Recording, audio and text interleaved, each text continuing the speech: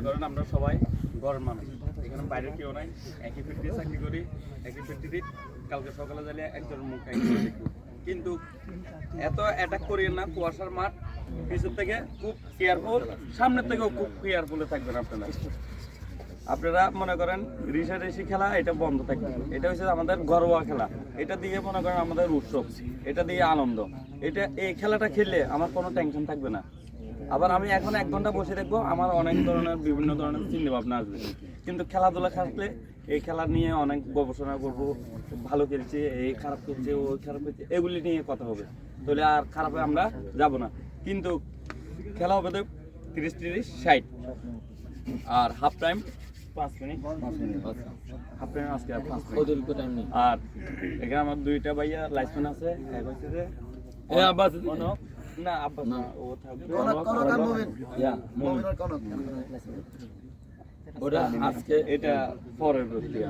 এখন আমি হ্যাঁ, তো আমার এই 2 ভাই আছে, মনে করেন ওরা আওয়াজ দিলে আমার তো বাঁশি বাদ্য বাজাতে হবে, কিন্তু ওদেরকে না রাখে আমি একা বাজাইতাম, তাহলে আমার সিদ্ধান্তই হইতো। এখন ওরা পারক আর না পারক, দড়ি ফেলছে, ওইটা আপনারা দুজনে মানিয়ে নেবেন।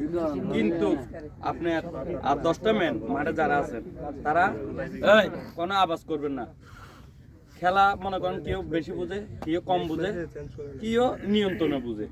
খেলা বল আছে কয়জনের কাছে? 2 জন না 3 জন, আর বাকি ম্যান দেখতেছে কে কি করতেছে। আমার ম্যানে কি দেখা দিছে নাকি সারা আস্তারফ যাই বাসি দিছে, এতটুক ভাইয়া।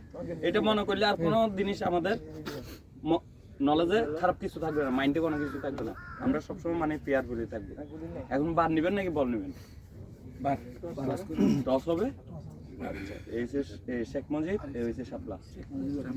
হ্যাঁ আছে, মানে আর বেশি বছর শেখ মুজিব। এই লোকটা খারাপ না, কিন্তু মেয়েটা খারাপ করে লেগেছে, বাপের নামটা ভাইয়া। আমরা বাইরে